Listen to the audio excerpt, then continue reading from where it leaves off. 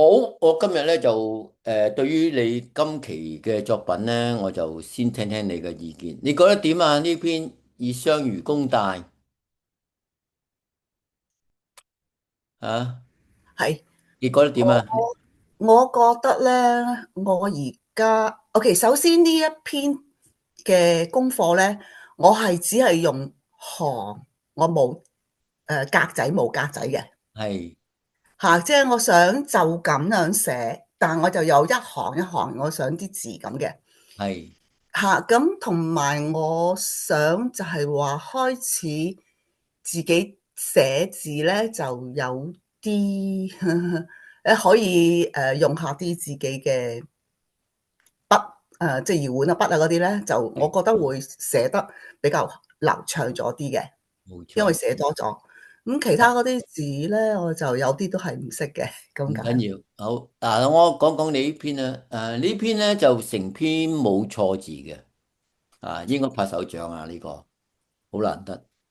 雖然你話可以查字典啫嘛，查字典都會查錯噶嘛。我成日講。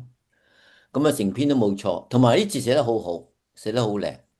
咁啊，呢個可以貼堂啦。呢篇唯一嘅詬病咧就係你寫下點解漏字嘅喂？你呢位姐姐，我唔係啊，我本來係想寫3張紙㗎，即哦，係咧，我想一行一行寫啊。啊咁然後咧，我寫完2張紙之後，我話：咦，呢幾個字都可以擺埋落去，唔好嘥一張紙喎。咁我寫咗落下邊。，OK，我覺得好奇怪。不過anyway 呢篇寫得好好啊，我想講再重複講一句，寫得非常之靚。誒個行氣係有嘅，睇得出你係有花有心機上去。咁啊，啲小圈寫得好靚咁就 very good。咁啊，呢個係貼堂吓。我冇其他，有冇咩字你想我解釋下點樣草法咧？未必想話白解釋，但係有啲字咧係好相似冇錯。咁你嚇。講下，使唔使即係指出應該點樣留意邊部分咧？嗯，係嘅，有時我啲位都就得唔好，位即係上興個上字同個興字太貼，係係。咁跟住咧。個上興太貼 OK 嘅，因為草書可以有啲密，有啲疏，有啲密，有啲疏嘅。呢個係 OK 嘅，可以接受。哦，最主要就係我成日解釋個行氣，你上一字同下一字嗰個連繫，雖然係用飛度睇唔到條線，人哋寫嘅時候，人哋有好多人咧就叫空讀啊，咁咧就係睇住啲字自己去想描下，睇下你個字有冇行氣，咁基本上 OK 嘅。所以係闊啲唔緊要嘅，長即係話個空位多啲唔緊要，有都多啲，有啲少啲，其實 OK 嘅。嚇。咁跟住個左邊嗰行嗰個疑問之夫子疑問之個疑問咧，好係，相似，咁我就冇錯，即係要睇清楚。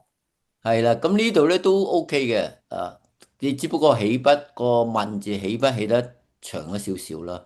咁啊，其實嗰度應該係一個橫畫嚟嘅，不過當係大筆都 OK 嘅，所以我都冇話你寫錯，係 OK 嘅。OK。好啦，呢邊寫得好好吓。咁另外一篇咧就係天下從之啊，咁啊攞翻你個諗先啊，從之攞翻呢篇啦，攞翻個稿先。誒，呢篇你又點睇咧？嗯，呢篇比較難啊，因為天下從之咧，咁我就要諗下寫邊一個字。係天下個下字，我特登揀呢個嘅，因為如果我寫錯咧，就請你指點。冇啊，啱啊，你啱啊，你啱啊，我有時揀錯字噶嘛。係呢個寫得嚇，好好，咁其他嗰啲都係比較嚇，譬如不同凡響個凡字，我寫得我覺得凡字寫得太闊啊。冇錯。嚇，誒，跟住有啲字砌得唔係幾好啊，碎沙成塔咧，我又係寫咗2行，然後我想另外嗰一啲字寫另外一張紙嘅，但係有位我就唔想嘥咗佢，所以就寫咗喺都係下。執咗嗰兩個字，係啦。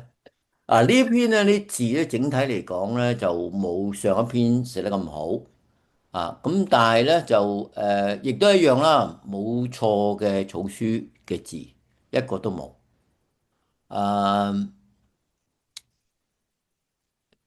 係咯，你個山字同個小字咧有啲相近，咁所以你要小心啦，係咪？咁咧一係。啲書法家一般嚟講係點樣處理個小字咧，避免同個山字近咧？就將個豎筆個山唔係個小字嘅豎筆咧就拱高少少，嗰兩點寫低少少，哦。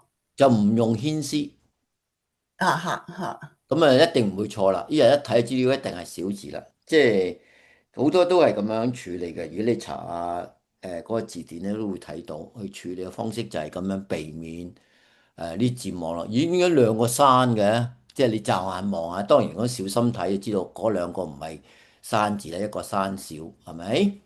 係。咁啊，呢個就係俾你嗰個提議。有冇字你有少疑惑，究竟點解佢咁樣草化咧？嗯，嗰個應聲個聲字我知你講過噶啦，但係我咁寫咧，我寫呢一個唔知得唔得？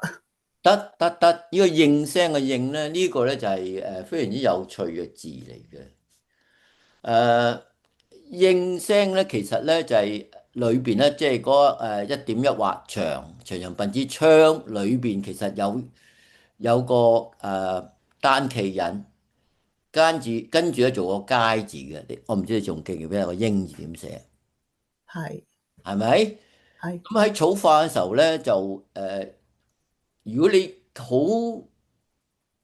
嚴格去講咧，就係因為佢裏邊咧有兩個豎筆，咁所以好多人咧就攞走其中嘅豎筆。咁右手邊嗰度你好似一個飛大細對面仲轉咗個圈咧。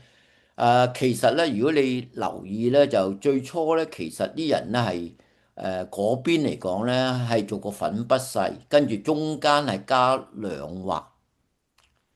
咁但係後期啲人咧就第二次草化咧就加一畫。咁最後再變咧就係點咧？將中間嗰一點咧拎咗出嚟，變咗個英字咧就係一點一畫長鬢之窗，裏邊係三點一畫，而家嘅簡體字啦。你跟唔跟到我想講咩？係。係啊。明啊？係啊。所以而家你簡體字見到咧，裏邊係三點，然後下低一畫，就係因為咁樣嘅變化出現嘅。咁 OK。你咁你就留意啦。咁你話如果我寫三點喺中間得唔得？得，因為已經係唔知第幾次草化啦，已經大家都將個字咧就變到咧，大家都接受呢個係英字啦。但係如果你睇翻咧，就係呢個咧係比較標準嘅英字比較標準一啲啊。咁講晒㗎啦，成篇你今次非常之好啊，即係喺草書方面嚟講係寫啱晒啲字㗎。除非你有其他問題想問，如果唔係呢度就完啦。冇咁好啊，咁我就收咗呢個啦。OK。